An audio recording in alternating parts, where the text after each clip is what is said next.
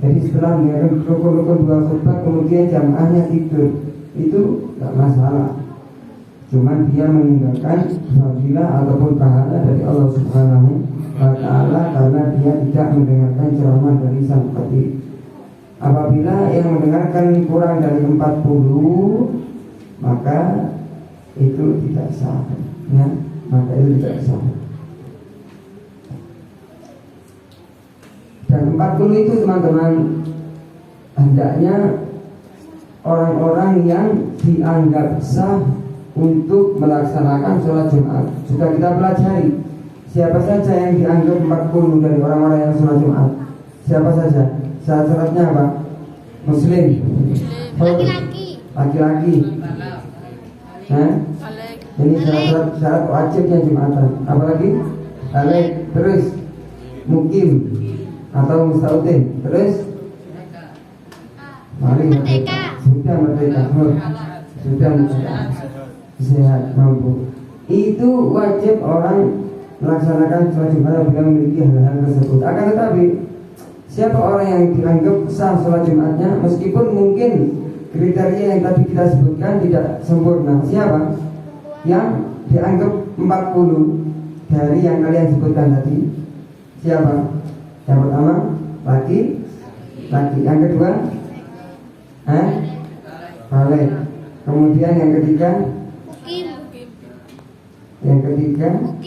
enggak, mungkin itu bukan. Masih ingat apa enggak? Ada lupa kalian?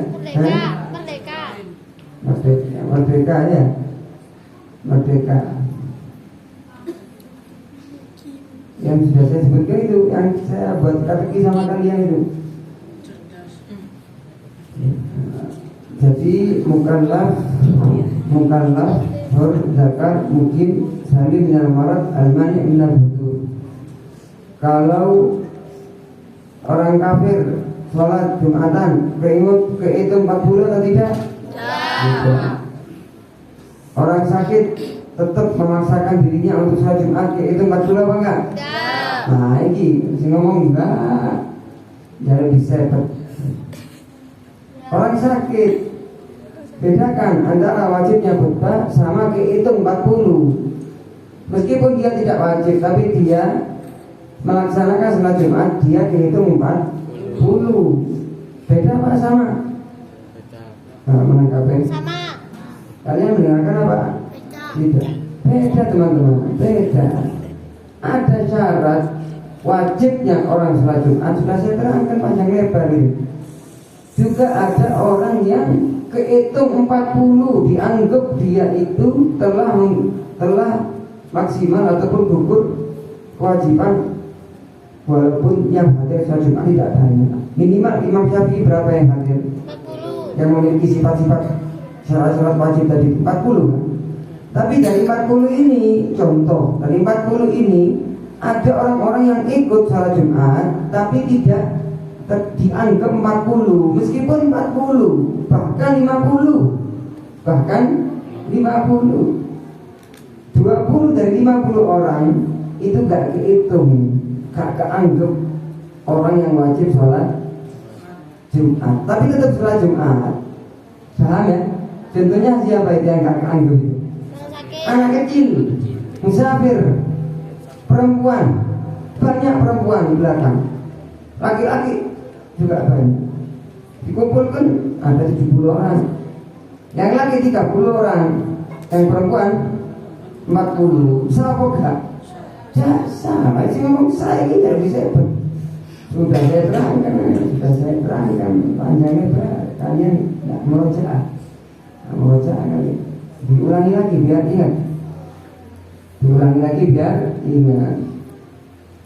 Apabila di desa tersebut, lokal tersebut banyak lelaki yang tidak sholat Jumat, maka itu dosa semuanya. Dan sholat Jumatnya tidak sah. Kenapa? Karena kurang dari 40 orang yang nggak Jumatan itu dosa semuanya. Karena mereka tidak jangkep 40 orang yang dianggap sah dalam melaksanakan sholat Jumat. Perempuan itu tak anggap, anak kecil itu gak dihitung 40. Siapa lagi?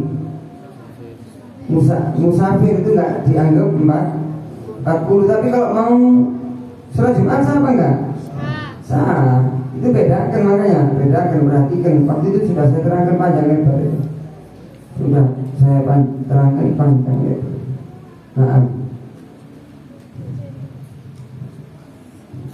Nah, ada seperti itu. Nah, ini dibahas. Nah, hendaknya 40 orang yang dijadikan syarat sah khutbah Jumat adalah hendaknya yang mendengarkan adalah orang-orang yang dianggap 40 dan sah melaksanakan salat Jumat. Siapa saja tadi? Muslim, orang sakit, balik, sama ada lagi bukan musafir. Siapa lagi? Kita itu ya. Muslim, laki-laki, Muslim laki-laki balik.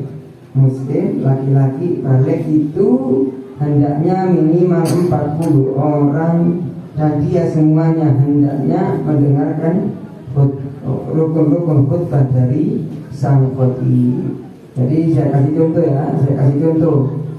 Ada 50 orang yang sholat Jumat, 50 orang yang sholat Jumat.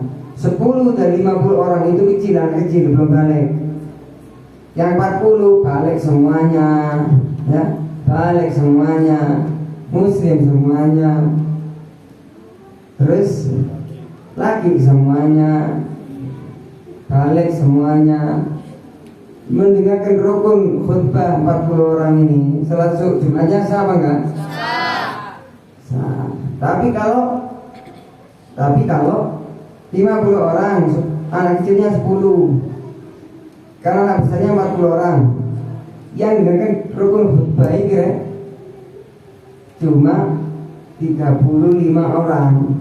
Yang 5 orang meskipun sudah balik laki-laki, tapi dia tidak mendengarkan rukun khutbah. Salat Jumatnya sah apa enggak? Nah, sah. Kenapa? Karena yang mendengarkan khutbah kurang dari 40 orang, yang mana itu adalah minimal dari jumlah jamaah Jumat menurut Imam Muhammad bin Idris Asy-Syafi'i.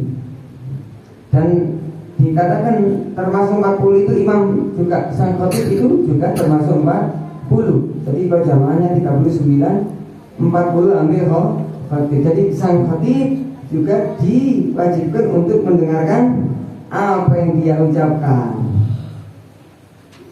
Ustaz, khatibnya radio Ustaz, bagaimana hukumnya? Jawab apa?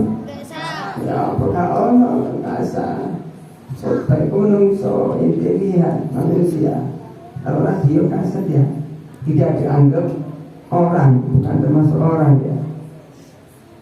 Ustaz, apakah harus mengetahui makna dari apa yang diucapkan oleh khatib, rukun-rukun, atau mungkin ceramahnya? Nggak wajib mengetahui makna, yang penting mendengarkan.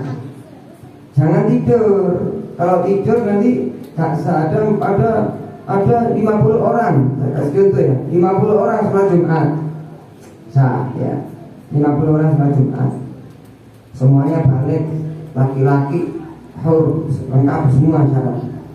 Lah kok 50 orang ya, 20 orang mulai awal khutbah tidur, bismillah, ya, bismillah. Dengan itu apa ya? Bismillahirrahmanirrahim ya. Bangun tidur, alhamdulillah jadi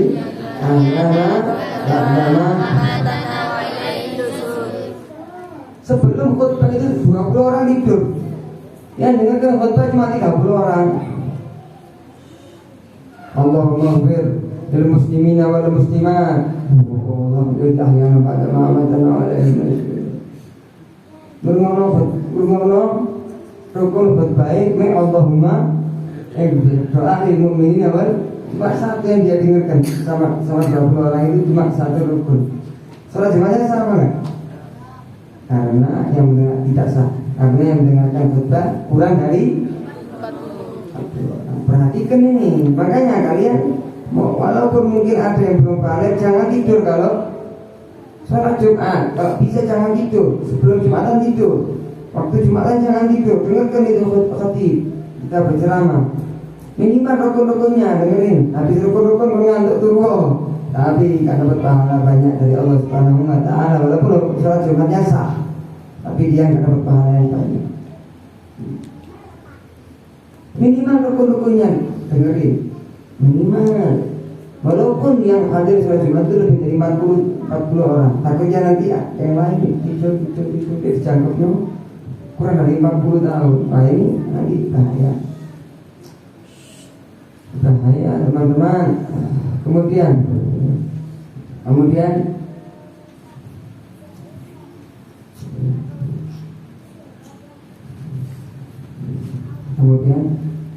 dikatakan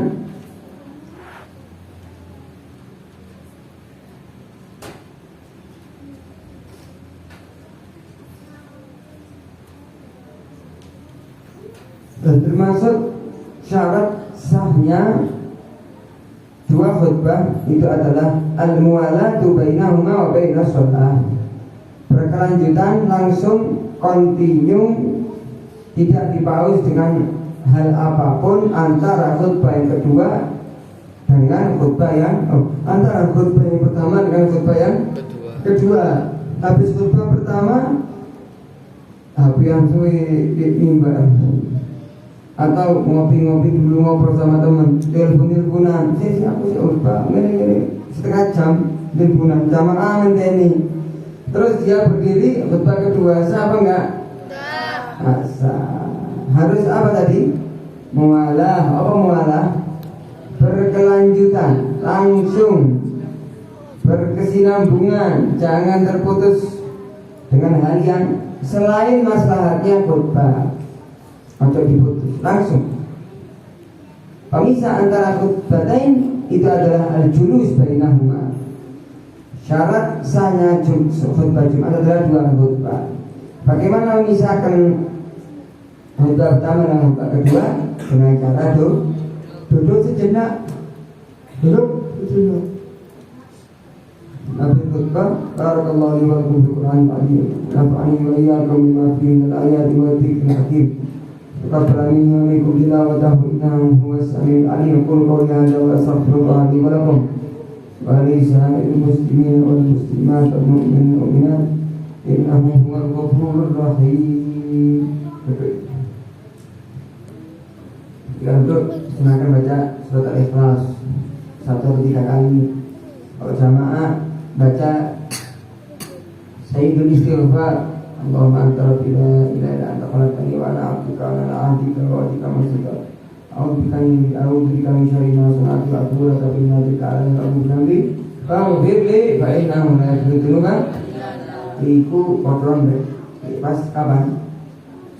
Khotib ketika duduk di antara, jangan lama-lama duduknya, jangan lama-lama, tidak boleh lama-lama. Itu kalau lama-lama bukan mualah, nanti terputus dengan duduk yang lama. Langsung berdiri, alhamdulillah. Kalau adanya orang Indonesia, satu ustaz ulama Indonesia, kalau khutbah kedua itu nggak pakai ceramah lagi, dia langsung sholawat, baca doa, ini semua langsung sholat Jumat.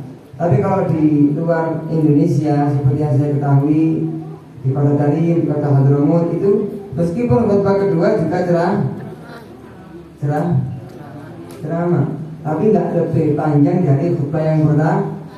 Khutbah pertama lebih panjang sedikit, khutbah kedua lebih sedikit dari khutbah pertama, tapi itu pada ceramahnya, bukan hanya bahasa Arab yang di Indonesia kita dengarkan. Kalau di Indonesia enggak, ceramahnya cuma khutbah pertama saja.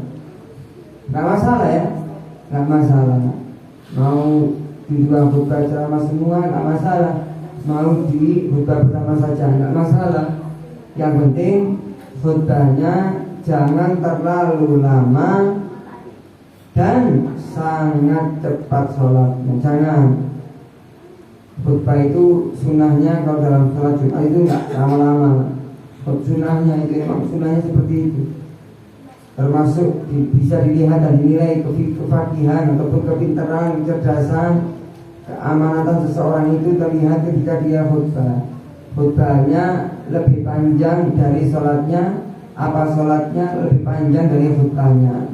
Kalau khutbahnya lebih panjang dari sholatnya, maka orang ini masih paham ataupun paham tapi tidak mengamalkan ilmunya. Tapi kalau sholatnya lebih panjang, santai sholatnya, khusyuk, kakupu, membaca surat yang dianjurkan oleh Rasulullah SAW, tidak membaca surat-surat pendek yang walaupun sah tapi tidak dianjurkan. Apa surat yang dianjurkan dibaca oleh imam ketika sholat Jumat, teman-teman? Siapa yang bisa jawab? Sebelum itu apa? Sebelum itu? Enggak, bukan. Sebelumnya yang lebih mulia lagi apa? Surat Al-Jumu'ah dan surat Al-Duan. Apa? Al-Munafiqun atau kebalik, atau kalau saya nggak salah kebalik. Pokoknya semua surat Jumat tapi surat Munafiqun. Ustaz kepanjangan Ustaz, apa Ustaz? Ya iku mang, kau nyebut apa mang? Yang pertama surat Hal ataka hadithul Ghashiyah wujuh yawmaidin khashiyah. Yang kedua baca surat Al-A'la, sabbihi isma rabbikal a'la. Itu sunnah yang kedua, teman-teman. Kalau sunnah yang paling mulia, pahalanya paling istimewa itu surat Jumat sama Munafiqun. Tak bisa, takut lama tapi Al-A'la sama Al-Ghashiyah. Setelah itu Ustaz ada sunnahan minimal itu tadi yang saya sebutkan. Tapi apakah sah imam yang nggak baca surat bahkan atau membaca surat selain 4 surat itu? Sah, tapi dia tidak melakukan jangan kau salahkan dia, jangan disalahkan. Cuman tidak afdol. Afdolnya itu apa ya? Al-A'la sama Al-Ghashiyah. Kalau bisa lebih mulia lagi Al-Jumu'ah sama Al-Munafiqun. Nah, jangan lama-lama antara khutbah pertama sama kedua. Jangan diputus dengan apapun. Berapa Ustaz? Lamanya Ustaz dikatakan batal itu apa? Jadi saya mau tanya, sholat 2 rakaat mutlak, sholat mutlak 2 rakaat nggak panjang-panjang, itu butuh waktu berapa menit? Sholat 2 rakaat, sholat 2 rakaat Khafifatan, 2 rakaat ringan, itu butuh berapa menit teman-teman? 6 menit. 2 ini. Oh, lama banget 6 menit. 2 menit. Ya Allah, 3 paling lama. Maknanya apa? Maknanya jangan kau pisahkan khutbah yang pertama dengan khutbah yang kedua lebih dari waktu yang dibutuhkan untuk sholat 2 rakaat secara ringan, yaitu 3 menit. Bisa dipahami? Apabila pausnya itu lebih dari 3 menit, maka khutbah yang pertama harus diulangi karena syarat khutbah itu harus mualah. Kemudian termasuk yang harus mualah juga adalah mualah baina shalah, dan harus langsung setelah 2 khutbah jangan kau pisahkan khutbahmu dengan sholat Jumatmu. Makanya kalau ini perhatikan itu orang-orang khotib yang di mimbar seketika ibadallah Allah yang berarti oleh ihsan kita idul qurba wa yanha 'anil fahsya'i wal munkari wal baghi yaidukum la'allakum tashkurun wadhkurullaha al-'azim yadhkurkum washkuru 'ala ni'amihi yazidkum was'aluhu min fadlihi yu'tikum wa dzikrullahi ajallu wa 'azzamu akbar. Kini salah langsung dikongkon mengucapkan kau iku sing muadzinnya harus langsung berdiri, diperintahkan sama khatib. Jangan si tangi dulu, muadzinnya dulu, dikongkon kok dulu. Hakim salah itu biasanya khatib, hakim salah langsung Allah Akbar, orang langsung sholat. Jangan si meneng atau lelet khatibnya, jangan. Bahkan khotib kalau emang dia langsung turun, tak noleh orang, langsung dia ke mihrab. Itu aturannya yang benar.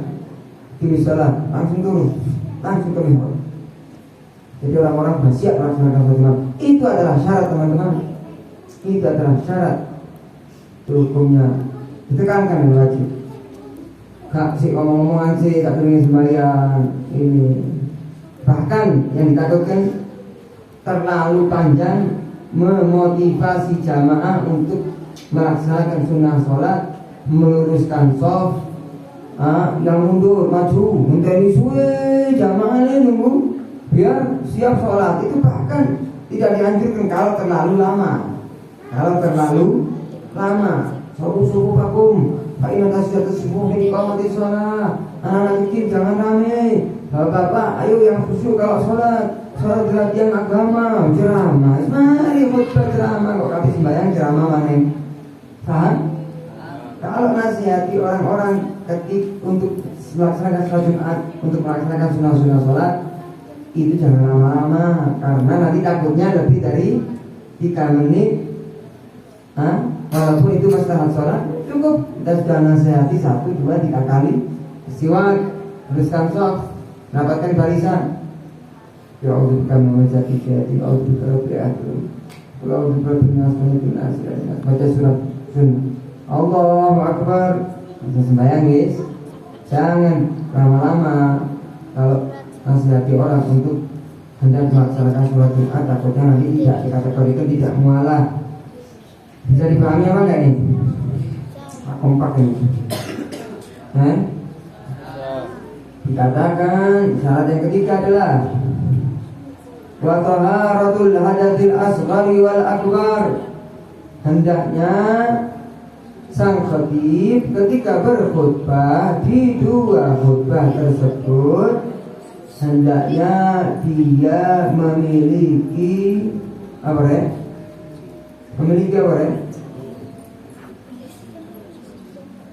Memiliki wudu, atau juga maknanya tidak membawa hadas akbar, tidak membawa hadas akbar, hadas besar, dan bawa hadas besar.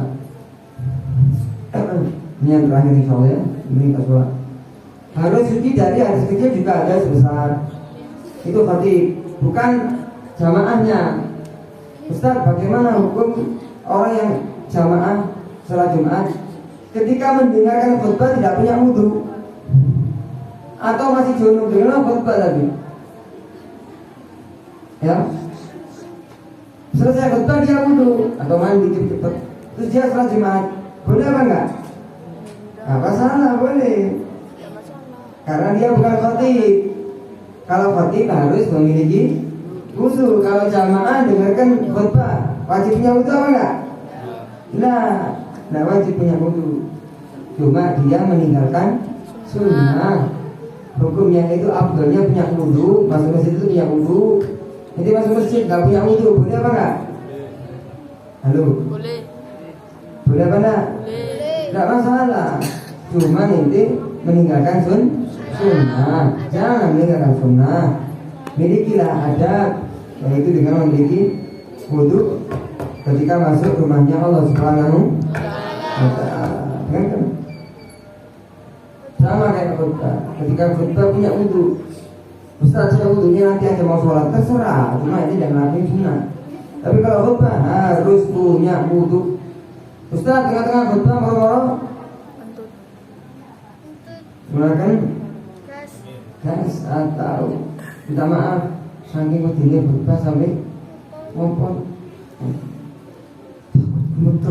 komuter melakukan sesuatu yang membatalkan wudu atau melakukan contoh ini. Gimana hukumnya? Terserah. Mau milih ada 2 opsi. Opsi pertama, langsung turun dari mimbar, wudu, ambil taharah, terus mulai dari awal lagi. Jangan teruskan khutbahnya. Oh, saya patah di khutbah kedua, terus dia wudu terus teruskan khutbah yang kedua. Enggak. Khutbah yang sudah dilaksanakan sudah gugur dan harus mengulangi dari awal. Nah, kompak? Awal. Jelas ya? Tapi opsi yang kedua, dia tidak mau meneruskan khutbahnya, tapi dia nyuruh orang badal khotib. Batal, nanti jadi yang khotib. Dia wudhu terus jadi makmum, jadi jamaah. Itu opsi yang kedua. Itu namanya istikhlaf. Itu namanya istikhlaf. Minta ganti.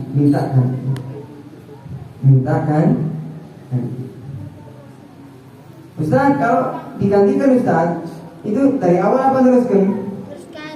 Teruskan. Kapan mulai dari awal? Kalau dia yang tetap menjadi khatib, itu pun syaratnya harus setelah wudhu. Tapi kalau dia minta orang lain untuk menggantikan dia sebagai khatib, maka sang khatib hanya diwajibkan untuk meneruskan khutbahnya, tidak mulai dari awal. Tapi salah satu syaratnya yang mau menggantikan adalah hendaknya dia mendengarkan rukunnya khatib ketika khutbah. Ojo kok mulai awal khutbah turu, imam khatibnya batal, terus nyuruh orang yang tidur tadi itu untuk menjadi khatib. Yang tidur tidak mendengarkan innal hamdalillah, enggak dengarkan wasiat bitaqwa, enggak dengarkan apa salat ala Nabi sallallahu, tapi dia menjadi khatib, enggak sah.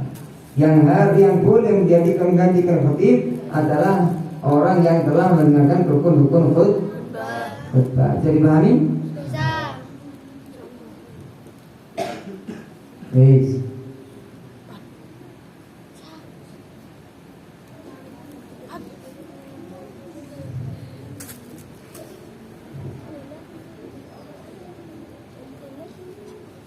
Dengarkan.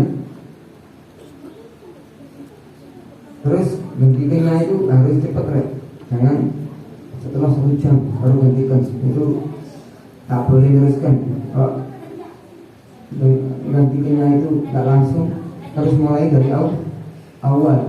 Begitu juga khatib opsi 1. Khatib pergi wudhu, 1 jam wudhunya sak jam. Itu mulai dari awal apa teruskan? Dari awal. Kenapa kok dari awal? Karena bersucinya dialah amal. Kapan terus? Iya benar. Kapan teruskan? Kapan teruskan? Ya kalau yang ganti tadi itu gantinya tidak terlalu lama.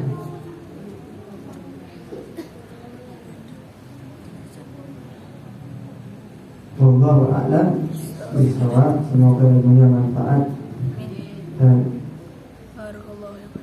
ingatannya kuat insyaallah. Amin ya rabbal alamin.